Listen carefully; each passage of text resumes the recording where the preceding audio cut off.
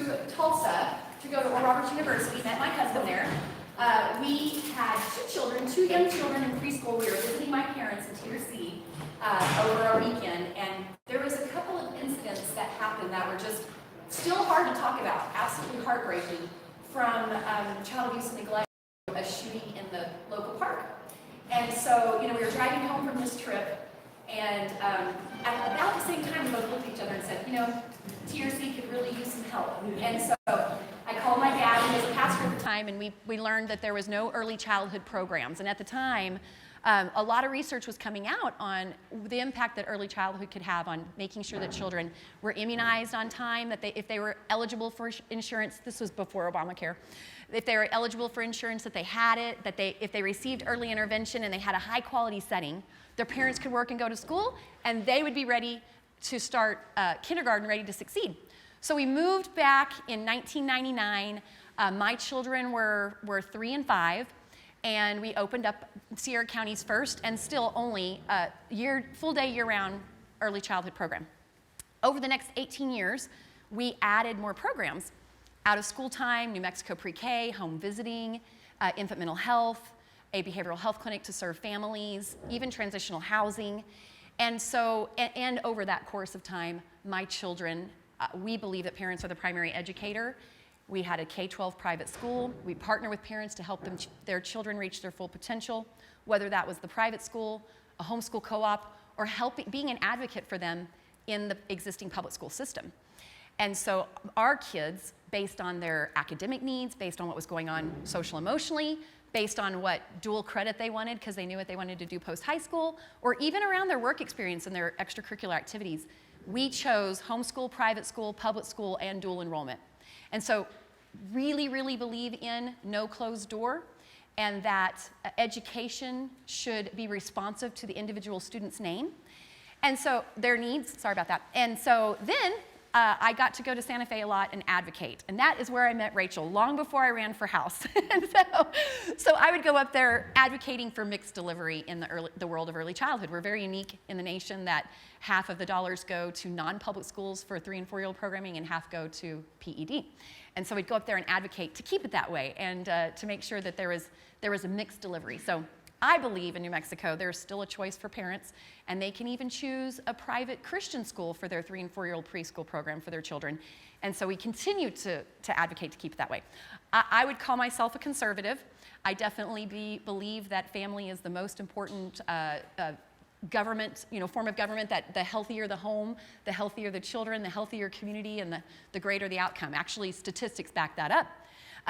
And I know that Rachel is not the same political affiliation as me, but we definitely get along, and I wanted her to be on this panel with me because we got to have diverse perspectives. We have to have diversity of thought. And so I will let you talk about yourself and how you ended up here today. What Rebecca didn't tell you is she often yelled at me because of those political differences when she was one of my bosses. So I spent many years from 2005 until 2021 working for the state legislature. So I worked for the Democratic caucus in the Senate as an analyst right out of law school. I had no idea what I was doing. I did not want to be political. One of the things I guaranteed when I was growing up I wouldn't do was be engaged in politics, and somehow I found myself there as the first job. I started full-time in 2010 with the Finance Committee with my responsibility over public education. So I learned a lot from 2010 to 2021 about public schools. I helped the legislature build the budget for public schools. We did that during... And that's half the state budget. Roughly. Roughly, yeah. Roughly half the state budget. So it was a big responsibility and a big role of the legislature. It's a role that most legislatures don't have the way the state of New Mexico has. We fund schools with state general fund dollars, with taxpayer dollars, rather than property tax dollars like many other states do. So the state takes a really active role in this, and it meant I had to become an expert very quickly in public ed policy. My role was nonpartisan 2010 to 2021, and I took that very seriously. So it was an analytical role. What is best for students? What is best for kids? What will best serve the state? How do we make better equitable decisions? And clearly at that time it was within, the first 8 years within pretty significant budget constraints as well. Just for your, in case you don't know, there's 3 branches of government, and Legislative Education Study Committee, she works at the will of the legislative body. Versus the executive. So there was a budget proposed by the legislative body and policies proposed by the legislative body, but also the executive has their own initiative, and so you worked with the legislative body. Exactly. Okay. So Rebecca asked me to sit on this panel to really have a discussion, and so we want this to be as open as possible. If you've got questions, feel free to interrupt, throw your hands up. If what we're saying... I'll call on you. So, yeah, go ahead. So Rebecca asked me to come and talk. There's been a lot of questions at public schools recently about the authority of school boards, the authority of the public education department, the authority of superintendents. So some of this may be super technical for this group, since it seems like there's not a bunch of school folks in here. So again, feel free to interrupt, ask questions as we're going through this. So one of the primary questions comes in, we're on slide 2.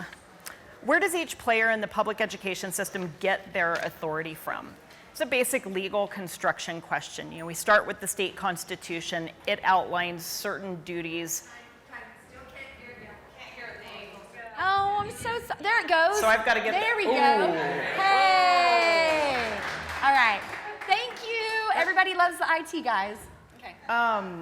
State constitution sets the most authority up, and then you move down to state statutes, then you move down to regulations imposed by school districts and or state agencies, and then policy. So as we talk about who's got what authority, the question is, where does that authority come from? And then what authority does each player in the system have? So generally, you have a state public education department. It used to be a state board of education. It had an elected group of 9, I believe, that appointed a state superintendent. That changed in 2003 when the state created and voters created a state education department that is a cabinet level department attached to the governor's office. That means it inherently is a political animal. PED's authority generally is to enforce the law and adopt statewide policies that govern public education. The next layer is elected school boards, so constitutionally elected school board members. Every school district in the state has a school board. Most school districts are 5 members. Albuquerque is 7. 89 school districts. So you have 89 different districts with each of their boards that set different policies. Their role is to set policy for their district within statutory requirements, lawful directives of the department and the state. Their other key role these days is to hire and fire the superintendent, hire and fire and evaluate the key CEO position of each school district. So as you are making your decisions about school board members, that's really, I would say, their most important function is selecting the instructional leader of a school district. Then you get down to that superintendent, and the superintendent's role really is administration and supervision over the day-to-day activities of the school district. So they have the authority to hire and fire staff, to evaluate staff, to make those management decisions on a quick question on that. Daily basis. So is the board is able to set policy on criteria and qualifications for staff to exceed the minimums that the state sets? I think the answer would be generally yes. The board has pretty broad authority to set policies, but they cannot get in the middle of those hiring and firing decisions. So let's say an employee is hired who doesn't have the right qualifications. The board's recourse is to deal with the superintendent, not to fire that employee. These are the types of things I think that get superintendents in trouble across the state in certain instances. So for example, when the state, PED, decided not to enforce the teacher competency exams of, say, English competency or language arts competency, and instead allowed a rubrics or a portfolio, could a school district or a superintendent have an assessment test as part of the hiring, and what might come of that? Yeah. So what Rebecca's referring to is the state has issued a directive that we're no longer going to be issuing our teacher assessment tests. So we've used a test called Praxis for the last 5 or 6 years. We have a content knowledge test and then a teaching test. So there's a couple of tests that are given and a teaching of reading test. And the department over the next year is getting rid of all but that reading test, and they're moving toward a rigorous portfolio that will be implemented and created at the local College of Ed level to evaluate whether teachers are ready to be teachers. So the colleges of education will set these rubrics up, and then they will evaluate them and make recommendations to PED about their graduates. Generally, I think schools can set any criteria up for their hiring. They have to have those minimum standards set by the state. So if you're hiring a teacher, they have to be a licensed teacher in good standing with PED. But if they wanted other documentations, competencies, licensure they're looking for, they can ask for that at the local level.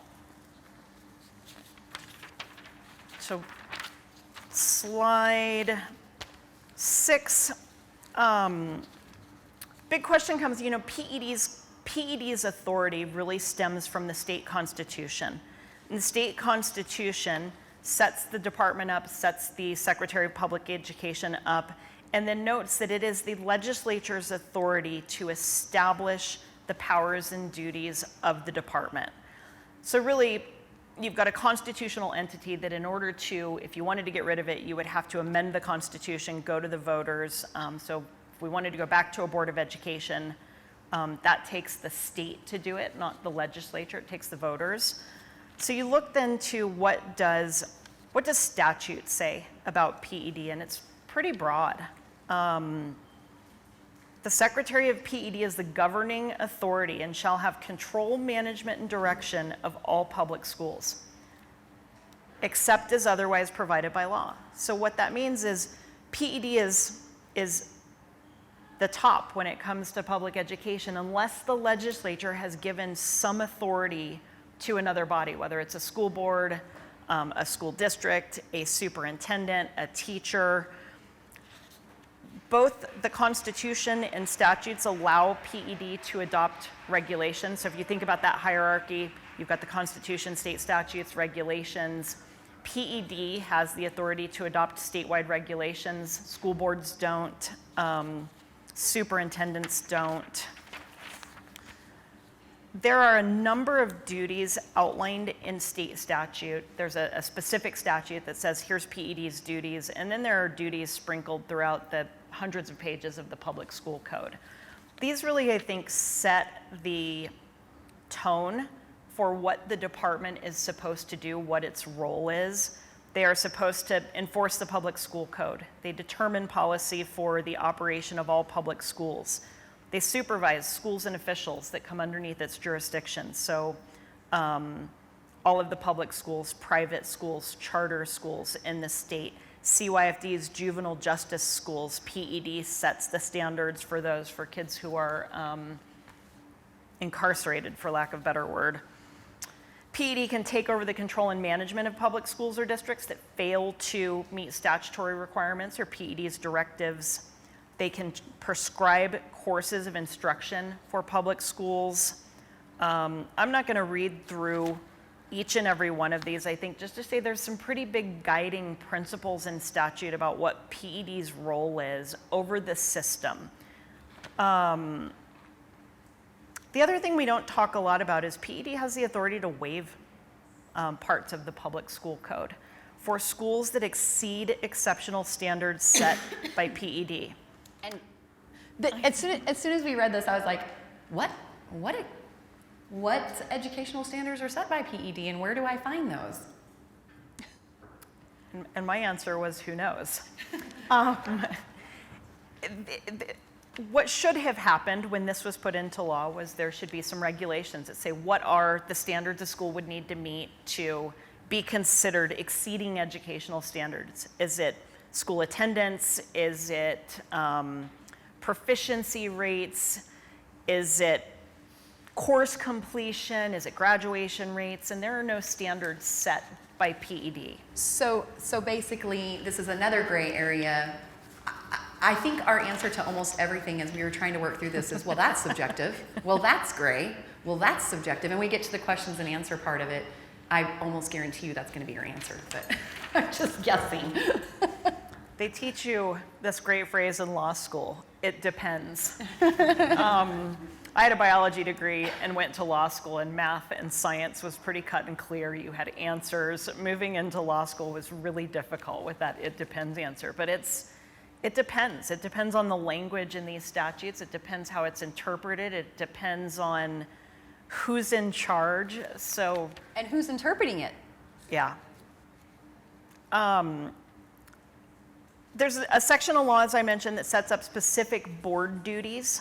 So this sets out the items that need action from each local school board. Clearly, again, there are many other statutes that require boards to do specific things, implement, say, specific policies, but generally, boards develop the educational policies for their school district. They are the policy-setting body for the district. So when the legislature says create an education, or create an academic, create an attendance policy, it is the board that creates that attendance policy and then hands that over to the superintendent to work with the schools, the principals, the assistant principals to enforce. As I mentioned earlier, the key employment role of the school board is now to employ a superintendent for the district, fix their salary, fire that superintendent if they feel like that superintendent's not meeting the goals the board set out. The boards also review and approve annual school budgets. So on the next slide, you'll see the superintendent will establish a budget and put it forward to their local school board for approval. So the school board can say, no, I don't want this much money going into this line item. We think you should be doing this. And they guide policy through their budget setting authority. Because generally, and I say generally because there's always exceptions, once the dollars are generated in different ways, but once they hit the district, generally they're unrestricted, and then the school district can set the budget. So even if the dollars are generated by a student whose English is their second language, those dollars could go to redo the booster club, snack room. Theoretically. So it's pretty unrestricted once it hits the district with few exceptions. With few exceptions. So what Rebecca's referring to is we have a state funding formula for public schools that looks at a number of factors. We implemented this in the mid-1970s, again, to get away from a property tax system. So you look at a child in Gallup versus a child in Albuquerque versus a child in Mosquero, New Mexico, which is in the northeast part of the state ranching community. Every special education student in each of those districts is going to generate the same amount of money if they're designated as the same type of special education student. Most of the dollars that flow to school districts are discretionary through that funding formula, with the exception of 5 or 6 specific programs where applications have to be submitted to the department in order to receive those funds. So you may receive $7,000 for a special education student, but you may only spend $4,000 on that student, or you may spend $15,000 on that student. There's not any real tracking. How did you generate those dollars, and are you spending them in the way you're generating them? School districts can acquire, lease, and dispose of property, so they are the decision maker when it comes to property. They're also the decision maker when it comes to debt. So when you see general obligation bonds, mill levies on your ballots every year, with the schools asking you to impose taxes, the school board has to approve those. The next one's sort of interesting. I didn't realize school districts had the ability to acquire property by eminent domain. I don't know that that's happened. I don't know that I would suggest it would make you a favorable board member if you exercise that authority in your community, but it's interesting that it's in there. Other interesting specific board duties on slide 11, contracting for the expenditure money outside of salaries. Boards are the authority that approve those expenditures. So contracts that are run through school districts get approved by their local boards. So I want to say something. So to me, this is a place where local authority can come into play because there are a lot of special interest groups, third parties, nonprofits, for-profits that are courting school districts to do school day instruction or even out of school time instruction, and the school board has the authority to say yay or nay to those things because they approve contracts and even memorandums of understanding. And so these agreements are approved by the school board, and this is sort of a safeguard place where I see that local authority, there's that option to have some, make sure that those things reflect the local community and meet the needs of your students. And I think that plays well into the last issue here, noting that educational programming carried on by a private organization or agency, that is also the board's authority, whether you are paying for that or not at a local school district. The board has the oversight to determine whether that educational programming should be provided to a student. And again, there's really broad authority. That doesn't mean they exercise it. Sure. Yeah. Having the authority and exercising the authority are two different things. So I mean, like, so the question would be, if I were a parent, I was concerned about curriculum, and I'd say to a school board member, have you reviewed and have you personally, has the board approved all the educational, curriculum that's being presented, all the programs that are being presented? How many school board members would say yes, or that they even know what they are? I think it depends on the interest from the individual school board member, particularly in my case, I have 8 grandchildren. Okay, so I'll just Do you want to repeat repeat? that so that it's on the mic. We have some school board members who are here, and this school board member says she takes a personal interest in this because she has 8 grandchildren in the district. So she wants to know what her grandchildren are being taught. But because I, as a Republican and a conservative, could not get on the review committee, I went to my friend who's a Democrat who sits on the board with me, and I got her on the committee, Okay. and she said, it's crazy. I know, so we've talked sometimes, and she's saying she's a Republican, and her biggest ally and most active ally on the school board is a Democrat. And they agree on the types of things that they want to prioritize. And because I've spoke with you many times, I know that it's academic outcomes. You want children to be safe and secure in their setting, their basic needs are met, and you want them to be active learners, and that's where, They need to rise. yeah, and they need to know how to write. Rise. They Rise, need to rise. Because Gains, the okay. grading is a problem. Okay, so when we get to Q&A, if we're going to have to share the mic because I don't want to misrepresent anything that you're wanting said. But she's saying you want to see personal growth for each student. Okay. So again, I think we've covered really slide 12, what changed for boards in 2003. No more oversight over employment decisions, and boards are not considered the supervisor or the controller over individual public schools in the district. That function is vested with the superintendent, and that makes sense.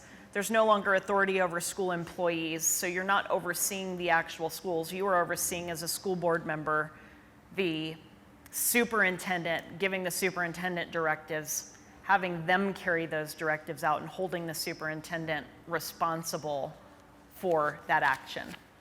However, Always a however. always a however. In some situations, if as you're a representative to your district and actually to the entire district, I'm elected in District 5.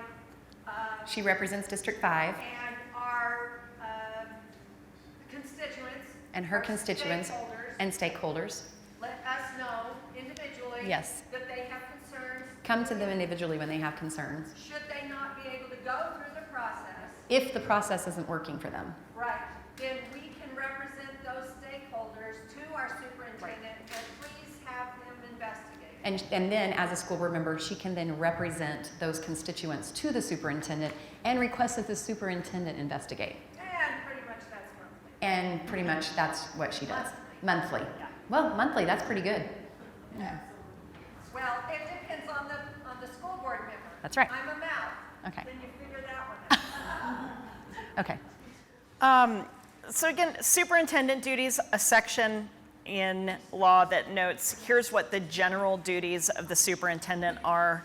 Superintendents appointed by school boards as the CEO of the school district. So they are, the chief runner of a school district. They're in charge. They make the day-to-day decisions. So they carry out the educational policies and rules of the department and the local school board. So they are subject to knowing what the state is doing, knowing what the public education department is doing, and being aware and versed in what their board has set in policies. These are, I'm going to say, so we have high turnover in superintendents in the state. We have 89 school districts. Last year, they lined a number of them up. They have a conference every summer. Ask the question, how many months have you been in your current position? Or how many years, how long have you been in your current position? The midpoint was a year. Not all 89 superintendents were there, but the midpoint for, assume there were probably 50 there, was at the 1 year mark. Used to be that superintendents on average were in their districts at least 3 years. And that seems to have gotten a little bit shorter in recent time. So that poses challenges for superintendents to know all of the policies of their school boards if you're constantly churning through leadership. They administer and supervise the school district. They employ employees, fix their salaries, evaluate, terminate, discharge. So they make all of the employment decisions in the district, with the exception of establishing positions, so to speak. So the board can come in and say, well, we don't want a division that does this. We're going to eliminate these positions. So they can make those types of policy decisions, but not hire and fire specific individuals. The superintendent prepares the school budget. We talked about that, and they perform other duties that are established by law. I included this last piece down here because I think it raises the question, who is the policy setter? When the local superintendent can apply to PED for a waiver of provisions of the public school code relating to things that are policies set by the board, it appears on its face that it might create some confusion, but you go back to that hierarchy. If a school board has said, I want a 5-day school week, the superintendent can't overpower that board policy and go to the education department and say, well, we want a 4-day school week. So the superintendent still has to act within the authority granted to it by the board. Is there any read on what the primary driver is for that turnover for superintendents? So the question was, is there any read on the primary driver of the turnover for superintendents? I will tell you from our superintendent search that we carried out last year, our superintendent had been with us in our district in Farmington for 7 years. That's a long term. But since then, when we went through our search, it was evident COVID, the new issues that have arisen nationally, these superintendents they're getting burned out real quick. And I don't know that the state has done any real good deep dive into that. I mean, anecdotally, you hear boards are, when board members change, small communities, you have a lot of turnover sometimes. You've got a board member that runs, they don't like something that happened with the current superintendent. You've got a lot of vacancies, so superintendents jump. Well, there's another opportunity over here that I can continue to progress my career, and here's a bigger opportunity, a little bit more responsibility.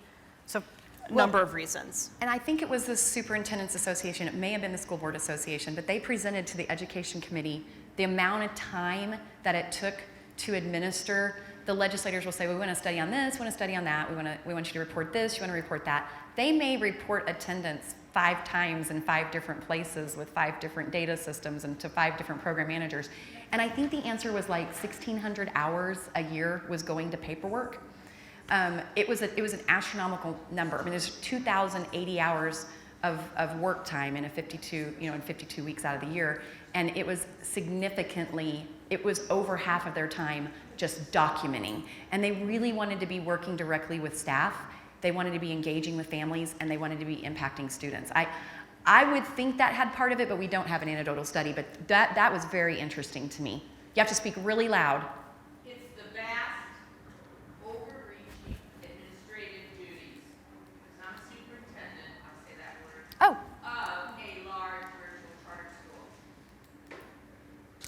And charter schools, so there's a charter school superintendent here saying that it's the vast overreach and the demands on their administrative time. And I will say that charter schools, not a lot, but they do in their charter application do get some waivers in the codes and requirements, but they have a different set of circumstances that they have to comply with. So it's a lot. It's a lot of paperwork, and they're in this, most are in the field because they love interacting directly with children, and they want to have a positive impact on educators, and their time to do that is getting more and more limited. And the vetting process is brutal. Okay. Brutal. It's all anecdotal because there is not a study. There's one more in the back. Going back to slide, did you say that there are no written benchmarks? No. Not No. that there's no written benchmarks. That if you go back to that slide, educational, I don't know, it's slide 9. Yeah, without that, I'm just wondering. Right there. Who is overseeing what is being taught in the classrooms, and how do we evaluate whether or not those Right. benchmarks are being met? Yeah, so PED sets educational standards and content standards, performance and content standards, and those are what kids are supposed to learn. Kids are taking a standards-based assessment 3rd through 8th grade and 11th grade. We may actually be doing 9th and 10th as well, once a year to test that. Most local school districts are doing what's called short cycle assessments, so beginning of year, middle year, end of year, to track where kids are learning. Those tests oftentimes aren't well aligned to the statewide tests that we give. iStation and Dibbles, which we give to kids. We used to give what was called Dibbles. We're doing iStation now to kindergarten through 3rd graders. You would see 60 to 70% of kids statewide on benchmark. On benchmark, I think is the terminology they used. But when those kids would go take our standards-based assessment for reading, 30% proficient. So how we're aligning those and messaging those at the state level matters. And it matters really for school districts and families and kids. Do you think that that achievement has anything to do with the standardization of that test? That is, maybe the language that the teacher is using does not align with Yeah. what they see on the test. That is something I'm going to say I'm not super qualified to talk about. Not a teacher, haven't been in the classroom. I think there's a lot of things. You probably want multiple measures to measure how kids are performing. A single test is a single data point. Does New Mexico allow for opting out of those standardized tests? Well, students don't have to take those tests. Schools get penalized if students don't take those tests. So how they get designated for our SS school turnaround matters. You've got to have 95% participation as a district, but there isn't, or I should say there hasn't been there's no penalization that happens for kids who don't show up and take those tests. So some of the key things that have come up recently that Rebecca called me about is, well, who's got the authority over curriculum decisions? That's come up recently. History standards were updated several years ago. And effectively, curriculum is the responsibility of the school district and the school board. PED sets the performance standards, but it is a school board that decides what instructional materials and what processes are going to be used in the school to teach that content.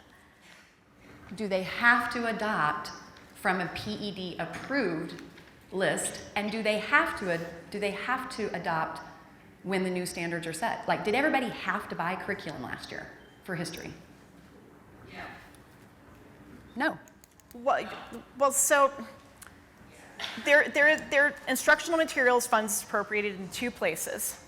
It depends. Two places. There's money in the funding formula for instructional materials that each school district gets. Those dollars are discretionary. They can be spent however a school district wants. And whenever. They don't have to be spent on instructional materials off a list that PED has adopted. Then there's another pot of money that the legislature appropriates to the instructional material fund, which has some statutory requirements that at least 50% of the dollars allocated from that fund to each school district gets spent on materials that are adopted by PED. So they go through an adoption cycle every 6 years. They bring in teachers, professionals, presumably they're supposed to be bringing in community members to look at books where textbook providers pay for those materials to be reviewed. And then they say, do these align with our state content standards? I have a question. I always believe in following the money. You're talking about the legislature allocates the money, but yet in our property taxes, a large part of our property taxes, which we pay to the county, is for school boards. Yes. So if you want to make a change, I want to go to the person who's in charge of the money and say, I don't like this, how do we change it? Right. So I don't want to yell at my school board representative if they have absolutely no power to change it. So my question is, what happens to the money that's paid to the county? Does that go to the state and then the state distributes it? So if I went to my county supervisor to change the school system, how much authority do they have? Right. Because they are the ones that allocate the county money. Yep. So Albuquerque has about 42 mills of property tax imposed in the city of Albuquerque, Bernalillo. A chunk of that is imposed by the school district. Most of the property taxes you pay for public schools goes to capital outlay, goes to facilities.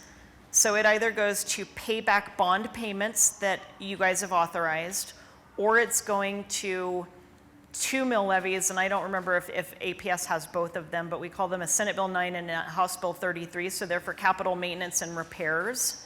So your property taxes that you are paying at the local level are supporting facilities for the most part. There's a really small portion that goes for operations, less than $500,000.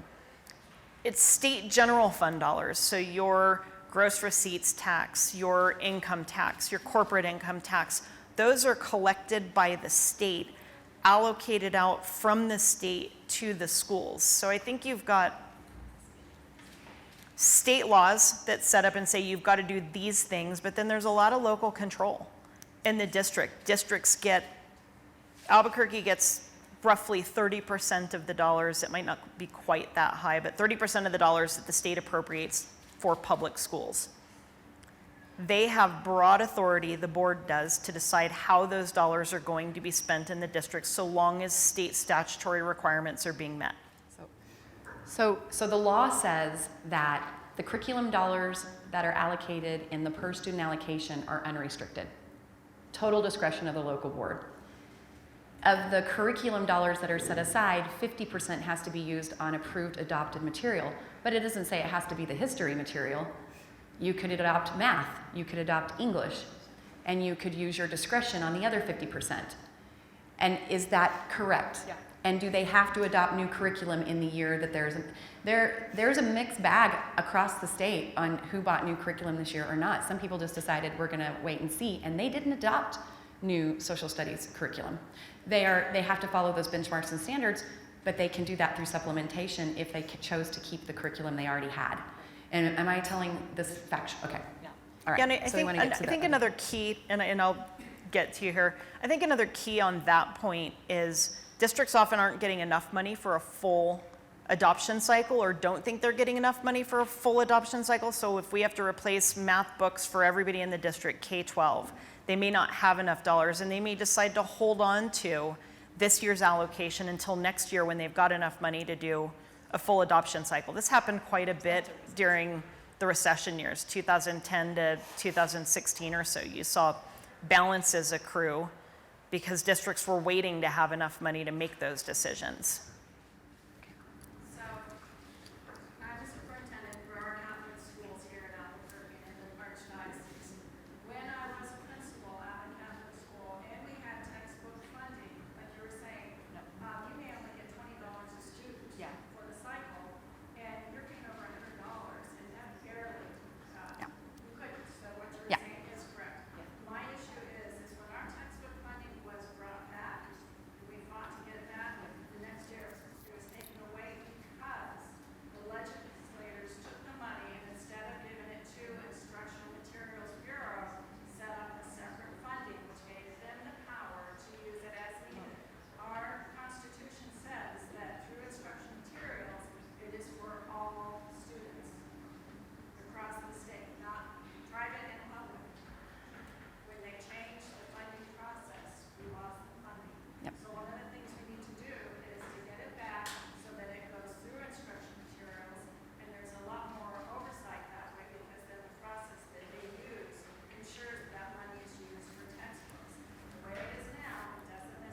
And that was actually a United States Supreme Court ruling, I think Moses versus the State Public Education Department, and there was an intentionality to keep those dollars from private schools. And so, yeah, you're right. And so I want to make sure, because I don't even know what time the session ends, and I don't know who our monitor is for this session to keep me on track. But I definitely want to make sure that we talk about these development and adoption of policy. And really, there's so many gray areas. Maybe we should just cut to the point, because we were trying to find case law when PED overreaches. There was a couple of examples that we were able to find. One is the Gallup-McKinley lawsuit saying that the public education department is overreaching. That started before COVID, and there was a dozen or so school districts that had signed on, and during COVID, dozens more signed on. I don't know the current number, but it's over 36. It's not progressed. When the Floyd School Board said, so we don't have any case law that's drawn the line. And we all know, if you watch government breaks the law all the time. And until they're sued, the boundaries are unclear. And there's no case law determining the boundaries. And school board members are going to be sued for doing something, for not doing something. And so we would hope that school boards would err on the side of parents as children's primary educator and putting children first.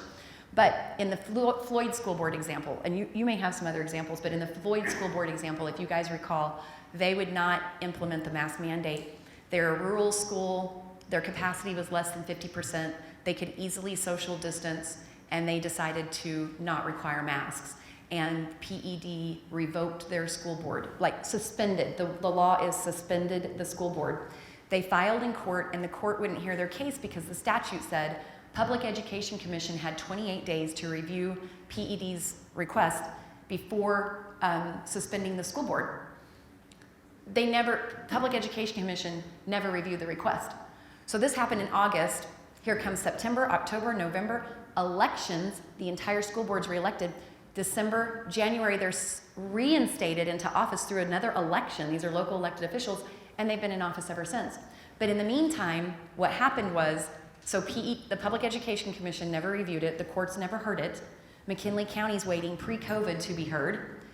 And in the meantime, the board was reinstated, and while they were suspended, one person, I won't name him, but one person was appointed by the Public Education Department to oversee that school board. He was a quorum of that school. He was a quorum of his own, and he implemented the policies requested by Department of Education.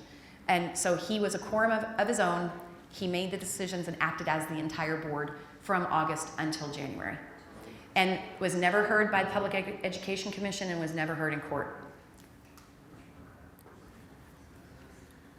So that, I think, takes us to the, like, where do we go from there? The last slide talks about school board suspension. We can go back to the previous two at some point, but PED has pretty broad authority to suspend school boards, to suspend superintendents or principals even, only after consulting with the Public Education Commission for any failure of a school district to attain and maintain the requirements for a district as prescribed by law and PED standards and rules. So you think about that, there's a lot of laws and rules, there's a lot of differing opinions there's probably differing opinions amongst Rebecca and I about what language means in statute and what should be happening, and there's not a lot of guidance, and so it's a place boards need to be aware of. PED doesn't exercise that authority very regularly, but they do have the authority to remove board members. Okay, well, we've run out of time. Did you say? There's 10 minutes. Oh, 10 minutes. Okay, there's 10 minutes. I think. Well, it's 10 minutes till the next session. Oh, okay. So I think the end conclusion is that local school boards have authority. They're the local elected body. Yep. There's school boards have decided and filed a lawsuit, of which at least a third of the state's districts have signed on to, that PED is overreaching. The gray areas are only going to be defined through the courts. And so it takes a very bold, I'd rather serve in the House of Representatives than serve on a school board, especially in today's times. It takes a courageous and a board, they're suspended as a board, not individually, to make these decisions and in USA, consult with your lawyer. Yep. And know that you are the body that creates policies, determines curriculum, and hires and fires a superintendent, which is extremely important. And so is approving those contracts. Because a lot of the contracts, that's where a lot of a worldview and a culture is created. A lot of that comes through the contracts. I don't know that I Oh, you don't have anything yeah, else? I don't know that I have anything Okay, to add. all right. So I don't know if you're like, hey, let's give everybody Rachel's cell phone number. But anyways, it's 10 minutes till the next session. Is there any pressing question that we did not get to? Share these slides. We can, sure. I mean, we can. And this is also being recorded. The last thing, I just want to comment on one question that was asked of that we didn't get to was the equitable grading system. That is not required by rules, regulations, or statute. And the school board does get to set those standards. And they can exceed the state's minimum. So if tomorrow the state said you only need 1 math credit, a school board can say, no, we want 3. You can choose that. And now that we have school choice among public schools, unless you're in a very rural area, they could choose to go to a different district if they wanted to. But that is difficult. But schools can set those standards and they can define what prepares a student for life success to be ready to graduate on time with a post-high school goal in mind where they can succeed. That's it. Okay, thank you guys.